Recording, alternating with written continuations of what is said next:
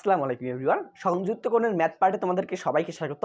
তো এইখানে আমি একটা সমীকরণ লিখে রেখেছি, সেটা হচ্ছে 2 sin square theta plus 3 cos theta is equal 0 হলে এই সমীকরণটা সমাধান করো। সমাধান করো বলতে বোঝাচ্ছে যে থিটা এর মান বের করো, এবং থিটা এর মান হতে পারে 0 ডিগ্রির চেয়ে বড় কিংবা সমান, আবার 360 ডিগ্রির চেয়ে ছোট কিংবা সমান। এটা শর্ত জুড়ে দিয়েছে। এই শর্ত দ্বারা বোঝাচ্ছে যে এই থিটা এর মান হতে পারে প্রথম চতুর্ভাগে, হতে পারে দ্বিতীয় চতুর্ভাগে, হতে পারে তৃতীয় চতুর্ভাগে, হতে পারে চতুর্থ চতুর্ভাগে। এখন কোন চতুর্ভাগে থিটা এর মান হবে আমাদের ক্যালকুলেশন করে সেটা বের করতে হবে। তো এইখানে দেওয়া আছে 2 sin square theta plus 3 cos theta is equal 0। এই সমীকরণটাকে আমি এখানে লিখলাম অঙ্ক করার জন্য। এর পরবর্তী কাজ হচ্ছে এখানে ত্রিকোণমিতিক অনুপাতে একটাতে পরিণত করা। মানে বুঝলে না, যদি থাকে সাইন এবং কস, তার মানে আমাদের কাজ হচ্ছে হয় দুইটাকে সাইন করা, নয়তো দুইটাকে কস করা। তো দেখো এই সমীকরণের ক্ষেত্রে আমাদের কি করা সহজ হবে। এই সমীকরণের ক্ষেত্রে আমি চাইলেও কস থেকে সাইনকে পরিণত করতে অনেক ভেজাল আছে। কসকে যদি আমি সাইনে পরিণত করতে চাই এই সমীকরণের ক্ষেত্রে অনেক ভেজাল। তো আমি কিন্তু চাইলে খুব সহজেই সাইনটাকে কস করতে পারবো, এবং আমার এইটাই লক্ষ্য। আমি কেমনে পারবো? তো আমরা একটা সূত্র পড়ছিলাম ত্রিকোণমিতির বেসিক সূত্র, সেটা হচ্ছে sine square theta plus cos square theta is equal লেখা যায় 1। তার মানে আমি এখান থেকে লিখতে পারি, কি লিখতে পারি, যে sine square theta is equal 1 minus cos square theta. এটা কিন্তু আমি চাইলেই লিখতে পারি, হ্যাঁ লিখতে পারি। তো আমি দেখো তো এখানে আমি 2 ঠিক রাখলাম। তো আমি sine square theta is equal কি লিখতে পারি, 1 মাইনাস কস স্কয়ার থিটা। তো আমি এখানে ব্র্যাকেট দিয়ে দেবো। ব্র্যাকেট দেওয়ার পর আমি এখানে লিখে রাখবো যে 1 মাইনাস কস স্কয়ার থিটা, আর এইদিকে প্লাস 3 cos থিটা আমি ঠিক রাখলাম। আর এদিকে আসি কত, 0। তো আশা করি এতটুকু তোমাদের ক্লিয়ার, এতটুকু তো কোনো ঝামেলা নেই। এখন দেখো এখানে কি করা যায়, এই 2 এর সাথে আমি এইটা গুণ করে দেব, কারণ 2 এর সাথে এইটা পুরোটাই গুণ আছে। তাহলে 2 এর সাথে একবার 1 কে গুণ করব, তাহলে 2 হচ্ছে। 2 এর সাথে একবার cos স্কয়ার থিটাকে গুণ করব। তো আগে গুণ হয় কিসের, চিহ্নের। তো প্লাসে মাইনাসে কি হয়, মাইনাস। আর 2 গুণিত cos স্কয়ার থিটা মানে কি, 2 cos square theta plus 3 cos theta is equal লেখা যায় 0। এতটুকু ক্লিয়ার? এতটুকু আশা করি ক্লিয়ার। এরপরে দেখো আমি এই সমীকরণটাকে সাজিয়ে লিখবো। কিভাবে লিখবো? সর্বপ্রথম আমি লিখবো 2 cos স্কয়ার থিটা প্লাস, তারপরে লিখবো 3 cos থিটা, তারপরে লিখবো প্লাস 2 ইজ ইকুয়াল 0। এখন দেখো তো এখানে সামনে আছে মাইনাস। তো মাইনাস থাকার কারণে সমীকরণটা আমাকে কমফোর্টেবল ফিল করতেছি না আমি এই সমীকরণটা লিখে। তো আমার কাজ হচ্ছে এই ফুল সমীকরণটাকে সমান চিহ্নের ওই দিকে নিয়ে যাওয়া। তো এই দিকে সমান চিহ্নের এইদিকে আছে এটা মাইনাস, তাহলে ওই দিকে গেলে কি হবে, প্লাস। সমান চিহ্নের এই দিকে যেহেতু আছে মাইনাস 2 cos স্কয়ার থিটা, আমি যদি ওই দিকে এটা ট্রান্সফার করে নেই তাহলে ওটা হবে কি 2 cos স্কয়ার থিটা। সমান চিহ্নের এই দিকে যেহেতু আছে প্লাস 3 cos থিটা, আমি যদি ওটা ওই দিকে নিয়ে যাই তাহলে কি হবে, মাইনাস 3 cos থিটা। সমান চিহ্নের এই দিকে আছে প্লাস 2, ওই দিকে নিয়ে গেলে হবে মাইনাস 2। তোমরা এটা এভাবে মনে রাখতে পারো, কিংবা অন্যভাবে মনে রাখতে পারো যে উভয় পাশকে আমি মাইনাস দ্বারা গুণ করছি। তাহলে উভয় পাশে যদি মাইনাস দ্বারা গুণ করি তাহলে এখানে মাইনাসে মাইনাসে হয়েছে প্লাস, এখানে মাইনাসে প্লাসে হয়েছে মাইনাস, আর এখানে মাইনাসে প্লাসে হয়েছে মাইনাস। এটাও মনে রাখতে পারো, কোনো প্রবলেম। এখন আমার কাজ কি, এখন আমার কাজ হচ্ছে মিডল টার্ম করা। তো মিডল টার্ম করার ক্ষেত্রে তোমরা জানো সর্বপ্রথম আমার কাজ কি, এখানে যেহেতু সংখ্যা আছে এই সংখ্যা দ্বারা এখানে গুণ করা। তো 2 দুগুণে হয় কত, 4। তো কি করলে এখানে 4 মিলবে, দেখো এখানে আমি 2 cos স্কয়ার থিটা দিলাম, দেওয়ার পর আমি যদি এখানে 4 cos থিটা দেই প্লাস cos থিটা দেই, আর এইদিকে আমি মাইনাস 2 রাখলাম, তাহলে দেখো তো 4 যোগ 4, এখানে 4 মিলছে, এই 2 দুগুণে 4 মিলছে। তারপরে এইখানে আছে মাইনাস, প্লাসে মাইনাসে মাইনাস মিলছে, মিলছে। 4 cos থিটা অর্থাৎ minus 4 cos theta plus cos theta is equal minus 3 cos theta মিলছে, এটাও মিলছে। তার মানে আমি লিখতেই পারি এই লাইন সমান এই লাইন। এতটুকু তো লেখা জায়েজ আছে, তাই না? তো এতটুকু লেখা জায়েজ আছে। এরপরে কাজ আছে কি, আমাদের দেখতে হবে কমন যায় কিনা। তো দেখো তো এই দুটো থেকে কি কমন যায়, এই দুটো থেকে কমন যায় হচ্ছে 2 cos থিটা। তাহলে এই দুটো থেকে কমন যায় হচ্ছে 2 cos থিটা। তাহলে এখানে থাকতেছে কি, এখানে শুধু থাকতেছে হচ্ছে cos থিটা।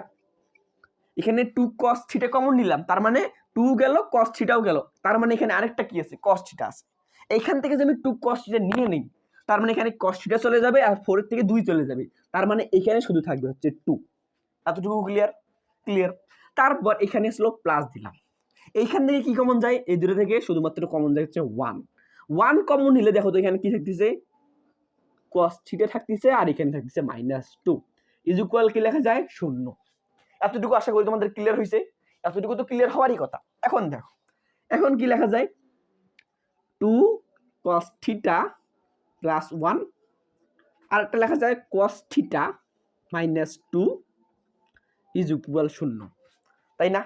এখন যেহেতু এইটা সমান শূন্য লিখবো, এইটা সমান শূন্য লিখবো, সুতরাং আমি এখানে একটা দাগ দিয়ে দেবো। কি লিখবো এখন যে 2 cos theta plus 1 is equal 0, যেহেতু 2 cos theta plus 1 into cos theta minus 2 is equal 0, তাই আমি লিখতেই পারি যে 2 cos theta plus 1 is equal 0। তারপর আমরা লিখতেই পারি cos theta minus 2 is equal 0। এটা সমান শূন্য লেখা যায়, এটা সমান শূন্য লেখা যায়, এতটুকু নিয়ে তো কারো ঝামেলা হওয়ার কথা না।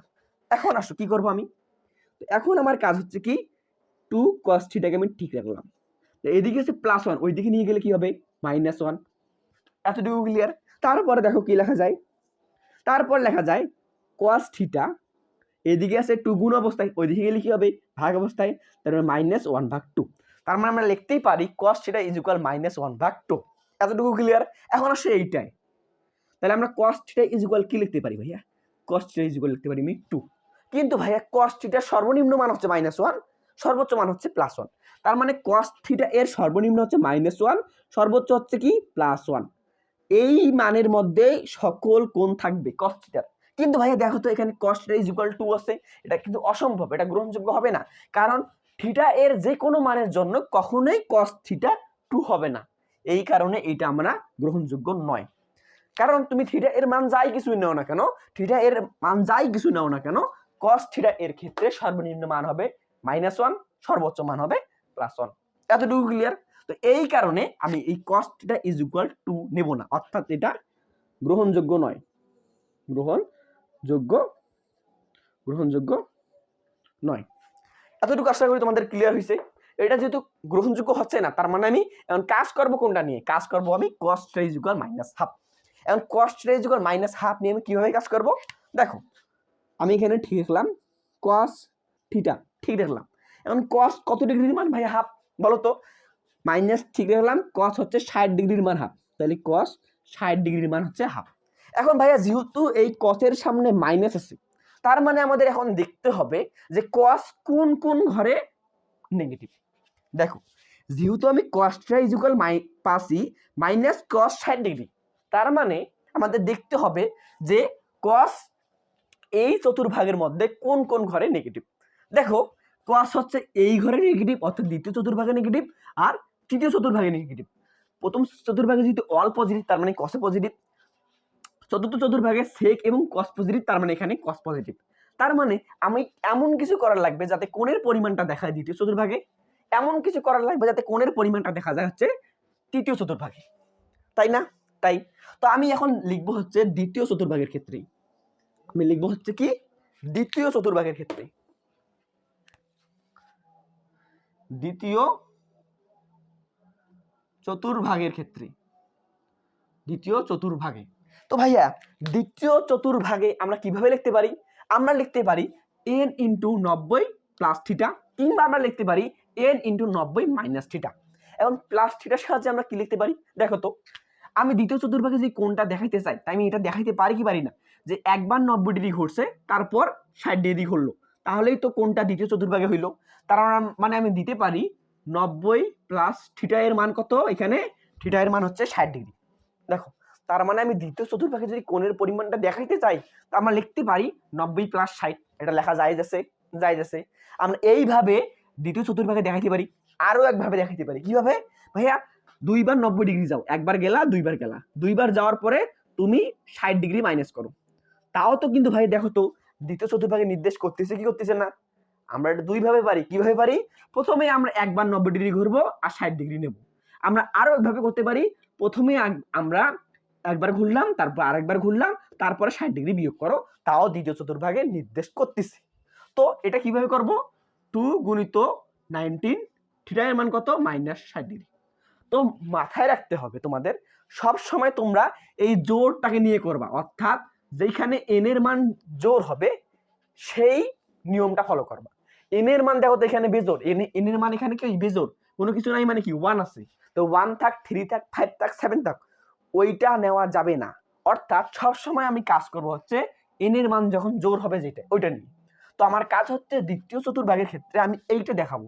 তো এই সমীকরণটা এখানে তোলা, এখানে কি আছে cos theta is equal minus cos 60 degree. তো আমার কাজ হচ্ছে এখন এই কোণের পরিমাণটাকে আমাকে দ্বিতীয় চতুর্ভাগে দেখাইতে হবে।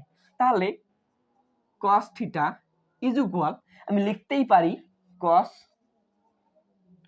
2 গুণিত 19 মাইনাস 60 ডিগ্রি।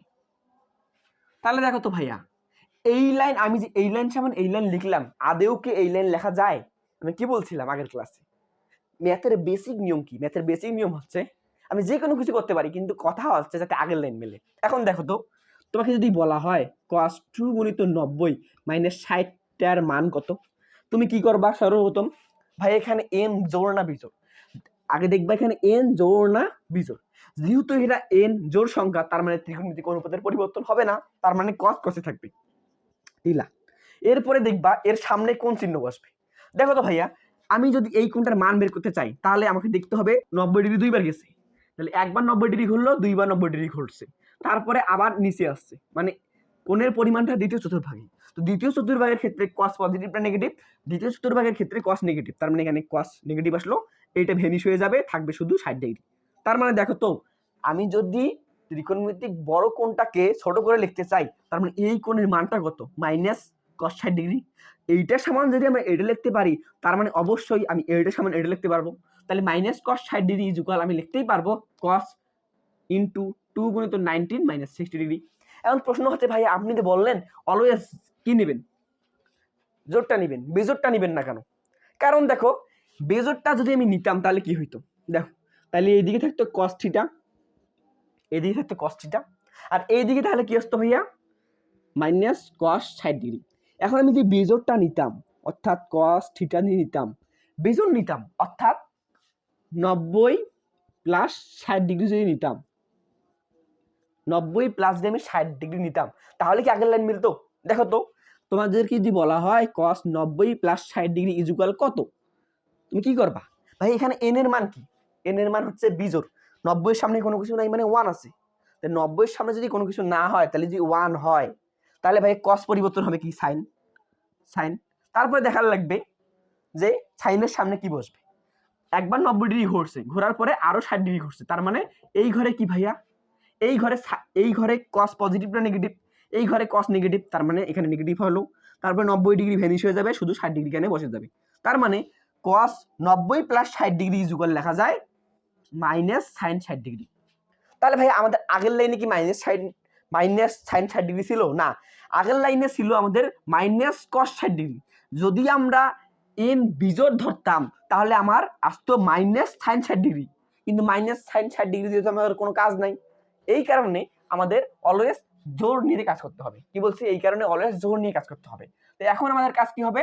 এখন কাজ হবে cos থিটা আমাকে ঠিক রাখলাম, তারপর এখানে cos থিটা আমি ঠিক রাখবো। 90 গুণিত 2 কত হয়? 180। 180 থেকে আমি 60 বিয়োগ করব, তাহলে এই cos থিটা আর এই cos থিটা আমি কেটে দিলাম, তাহলে থিটা এর মান পাচ্ছি আমি কত? 120 ডিগ্রি। তাহলে এইটা একটা অ্যান্সার।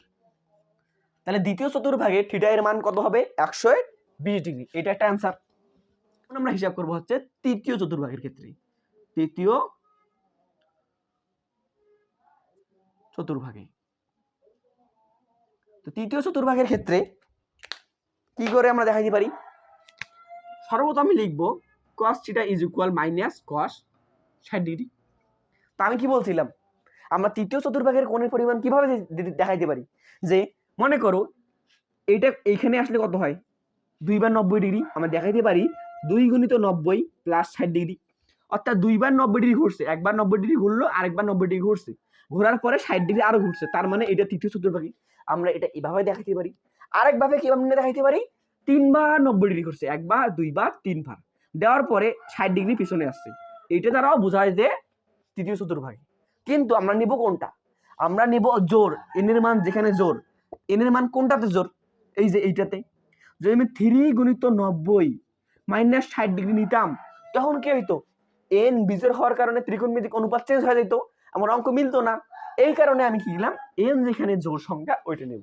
তা n জোড় সংখ্যা হচ্ছে এইটা, তাহলে আমরা লিখতেই পারি cos থিটা ইজ ইকুয়াল কস 2 গুণিত 90 প্লাস 60 ডিগ্রি।